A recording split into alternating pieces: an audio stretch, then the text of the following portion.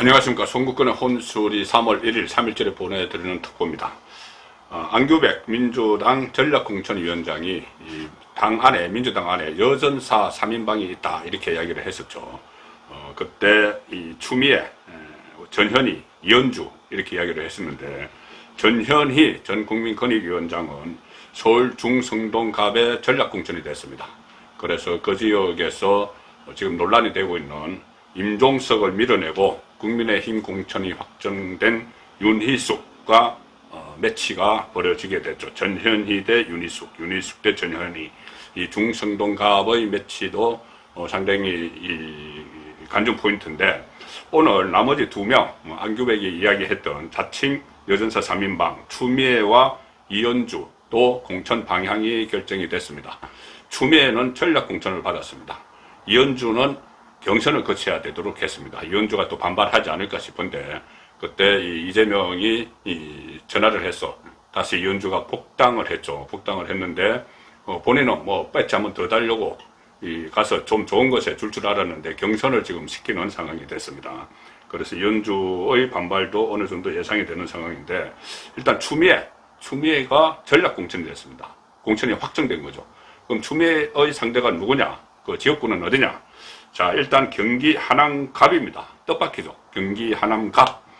우선 이 지역 상황은 잠시 후에 다시 소개를 드리고, 원래 추미애 전 법무부 장관이 서울 동작을에서 나경원과 빅매치를 벌일 것이다. 그런 예상이 있었죠. 실제로 그렇게 민주당이 나경원 쪽에 동작을에 이수진을 빼고, 그 논란이 된 그 이수진을 빼고 이 추미애를 집어넣어서 나경원과 1대1 매치를 벌이는, 나경원도 공천이 확정됐습니다.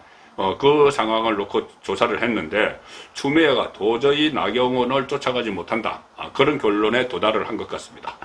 실제로 제가 일전 한번 소개해 드렸지만은 추미애 대 나경원 양자 대결 조사가 하나 있었죠. 자체 조사도 그렇게 나경원이 앞서는 걸로 나왔는데, 추미애 대 나경원 양자 대결 2월 6일부터 7일 사이에 동작구 선거구 만 18세 이상 남녀 501명 대상입니다.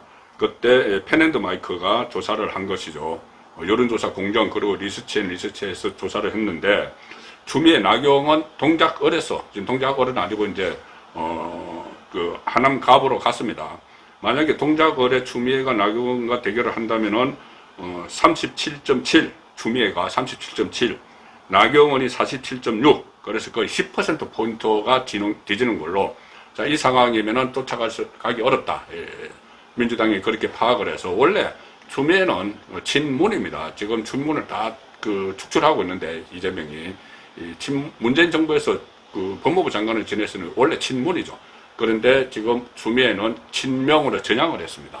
오히려 문재인, 임종석 공격을 막 하죠. 당신들 때문에 윤석열 정부가 탄생을 했지 나 때문 아니다. 뭐 이렇게 해서 전향을 한 상태입니다. 그래서 전략 공천을 일단 했는데, 나경원에게는 도저히 안 되니까 지금 갖다 붙인 것이 경기 하남갑입니다. 경기 하남갑인데, 이 경기 하남갑이 원래는 하나의 선거구였습니다.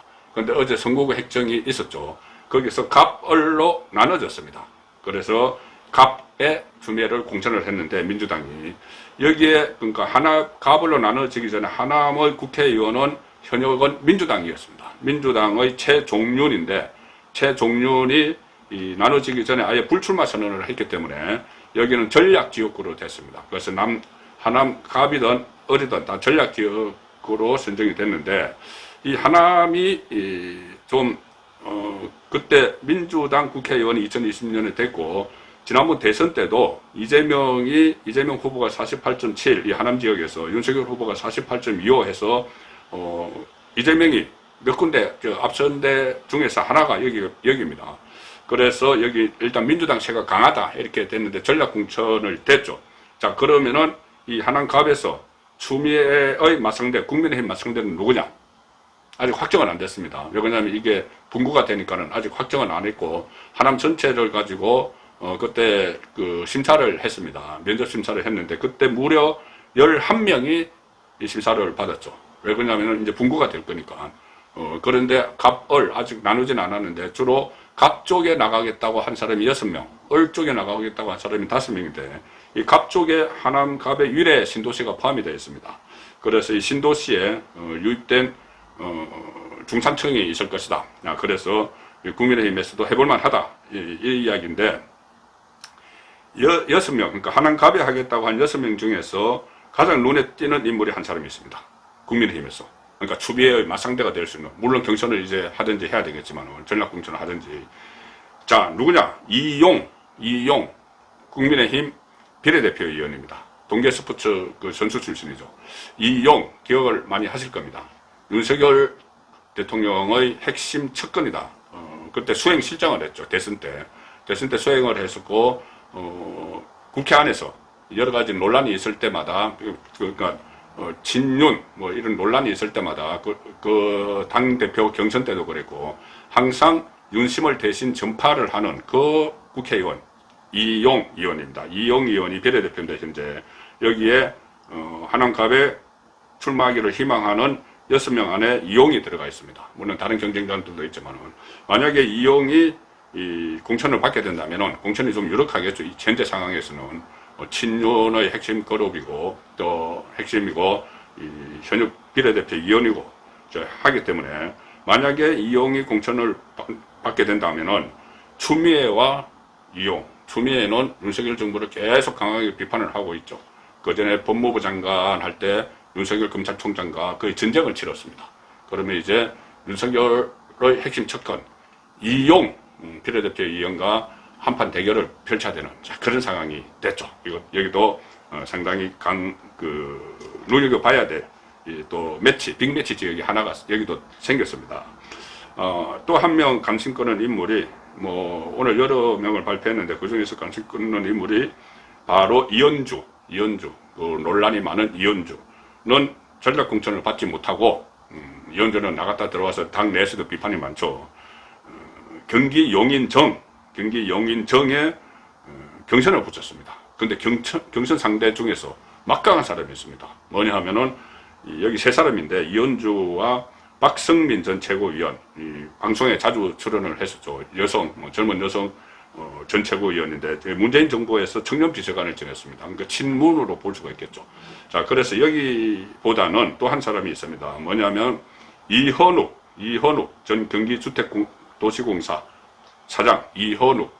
그러니까는 박성민, 이현주, 이현욱인데 이현욱에 대해서는 기회 좀 익으실 겁니다. 바로 이재명 측근이죠. 그때 대선 때 이재명 아파트 옆집에 비밀 캠퍼가 있다. 거기가 경기주택도시공사의 합숙소다. 그런데 그게 실제로 비선 캠퍼 역할을 한 것은 아닌가 그런 의혹이 있었습니다. 공직선거법은 그때 무혐의 처리됐지만 이것은 업무상 배임으로 지금 검찰에 송치한 그 사건일 때 경기주택도시공사 사장을 했던 이현욱이죠. 그러니까 친명입니다. 여기도 친명이 핵심이 되는 거죠. 그래서 이현주는 친문인 박성민 그리고 친명 핵심인 이현욱과 경쟁을 해야 되는, 그래서 살아남아야 되는데 이 지역의 원래 국회의원은 국민의힘 이탄희였습니다. 검사 출신 이탄희 민주당 이탄희였는데 이탄희 불출마를 선언을 했죠. 그리고 여기는 국민의힘에서는 공천자가 확정이 되어 있습니다. 강철호 전 로봇산업협회 회장이 공천이 확정이 돼 있어서 강철호 상대로 이현주가 될지 박성민이 될지 이현욱이 될지 지켜봐야 되는 상황인데, 이현주 이렇게 이현욱 친명 핵심과 이렇게 공천을 붙였기 때문에 과연 경선을 붙였기 때문에 과연 끝까지 갈지 그 부분도 좀 지켜봐야 되는 상황이 됐습니다. 송국근의 혼술이었습니다.